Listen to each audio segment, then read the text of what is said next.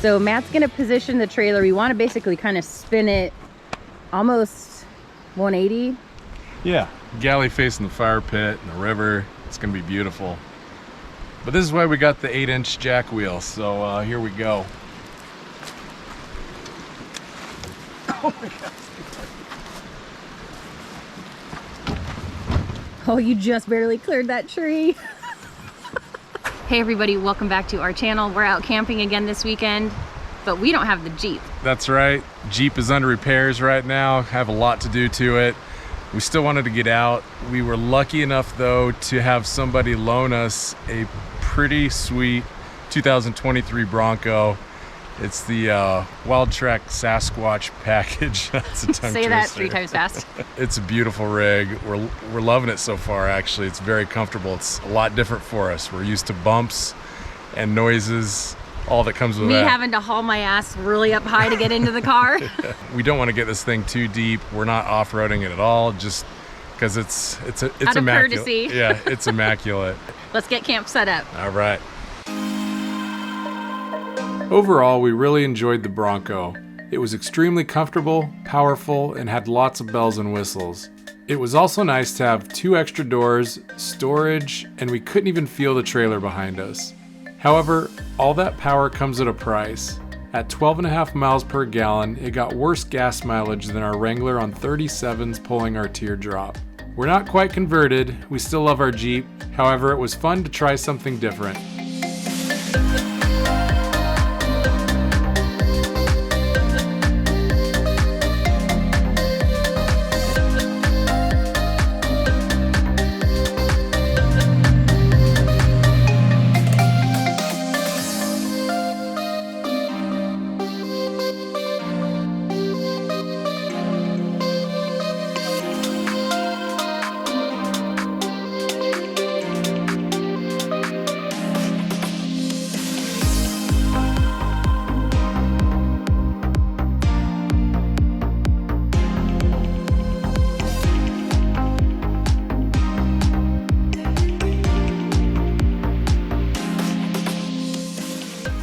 Okay guys, I'm gonna give you a little bit of a camp tour while Matt is out getting some more firewood for us. We have a little bit different setup. We kind of screwed some things up. You can tell we've been camping at state parks a lot lately because we forgot some things. And since it's such a gorgeous weekend, there are a lot of people out in this particular area. So we do have some neighbors. We're kind of working with what we have here. I'll show you our setup. I'll show you the things we kind of screwed up on a little bit. So here we go. So we've got the trailer facing this way. There's a huge fire pit here, which we actually are not going to use. We brought our pop-up fire pit. We have something really fun planned that we're gonna use that for, so stay tuned there. Here's our screw up. So we didn't have the Jewel Cub, the privacy tent in the camper because we've been camping at state parks so much that have bathrooms. So we didn't have it with us. And of course we have some neighbors here. We're obviously boondocking. So we kind of had to rig up a little bathroom situation. We do have a panel that comes with our Coleman. We bought that. And then this is actually, I think, the rain fly from the Jewel Cub. We did have that in the roam box. So Matt rigged up a little privacy area. I've got my Bleeka, my toilet there. So this will work. Over here is where we're gonna do our pop-up fire pit. This guy is great. We can really set our fire up wherever we want. So we wanted to be closer to the river, in some sun. So stick around. We're gonna do something really fun. We're gonna cook our dinner in an interesting way we've never tried before. Hopefully that works and we don't screw that up. So we do have a website where we list all of our gear and all of our cocktail recipes. We don't really talk about that very often. I guess we maybe should, but it's where'swiseman.com. So if you're ever curious about any of the gear we have, go check out our website and you'll find all of the links to our gear right there.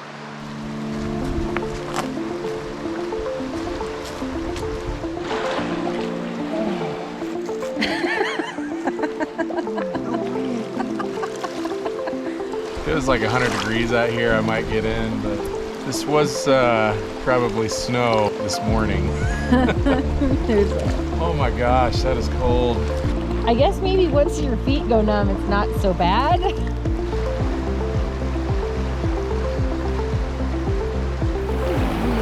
Yeah, that's right. People do it in the morning.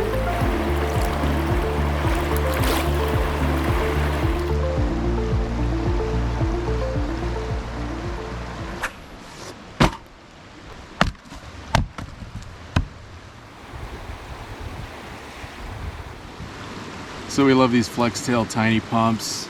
You can use them for just about anything as far as inflating things up or deflating items as well. That's so much easier. Our favorite use though is getting a fire going and keeping it going. Just the airflow of oxygen directly to some coals, it's amazing. Been using this for backpacking for years. Oh, I can feel that from back here. That is amazing. Hot. The Tiny Pump 2 comes with 5 nozzles and also doubles as a lantern using the pump lampshade. If you're interested, we have a link in the description, and use Where's Wiseman 15 for 15% off your order.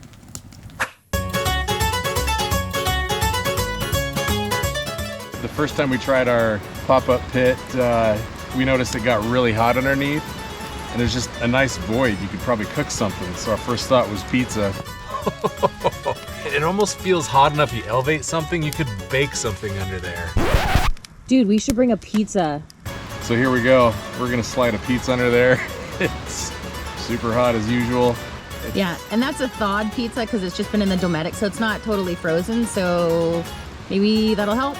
We'll see. All right. Wish us luck.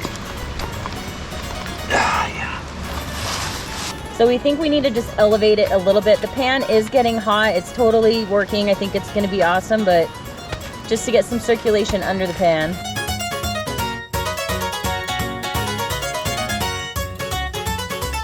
The top is doing great. Under the pizza, it's cool. Oh, okay. But we're gonna throw it on top for a minute. Just kind of even out the cooking. One way or another, we're eating this and it's gonna be good. And if we burn it and it sucks, we brought hot dogs and ramen. No, it's gonna be good. And gonna we'll be eat the good. hot dogs and ramen later anyway. Okay.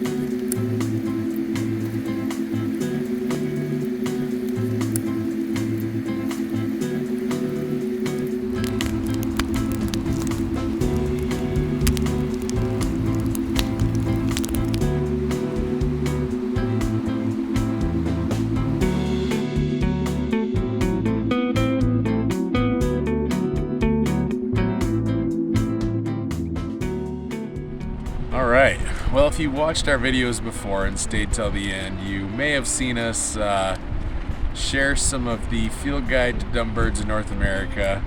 It's a brilliant book. We have it linked on our website actually, but we found there's a new version. The Field Guide to Dumb Birds of the Whole Stupid World. We have not looked at this yet. We've wanted to so bad, but we've saved it for our first camping trip with this version. So we're just gonna open up to a page and go for it. So here we go. All right. This is the Great Tit. There's always a picture too, and it has great tits with it scribbled. For f***'s sake, why would someone give a bird a name like this?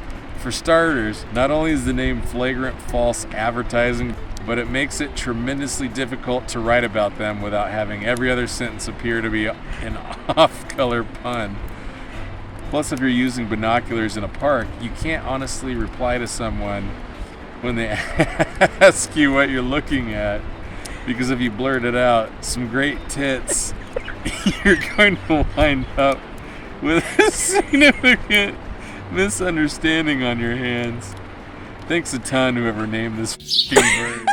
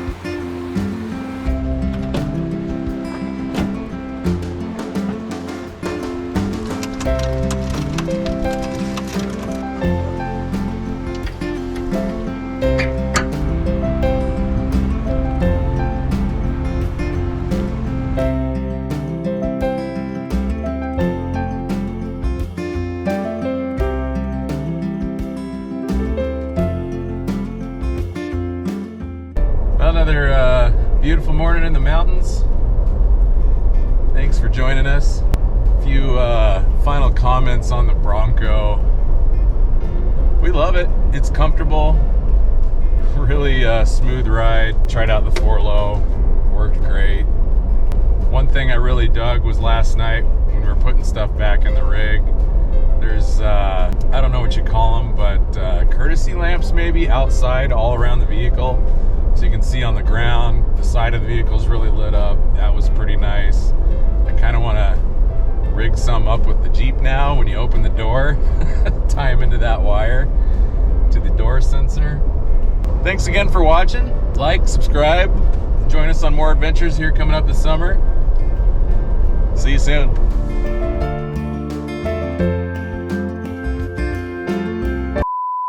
The folds have to go back the same way they came out, otherwise it's just annoying.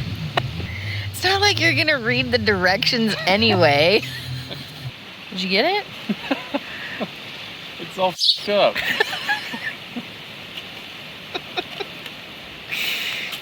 It uses its long, sharp beak to impale fish underwater. Damn, being able to literally become a spear sounds badass, doesn't it?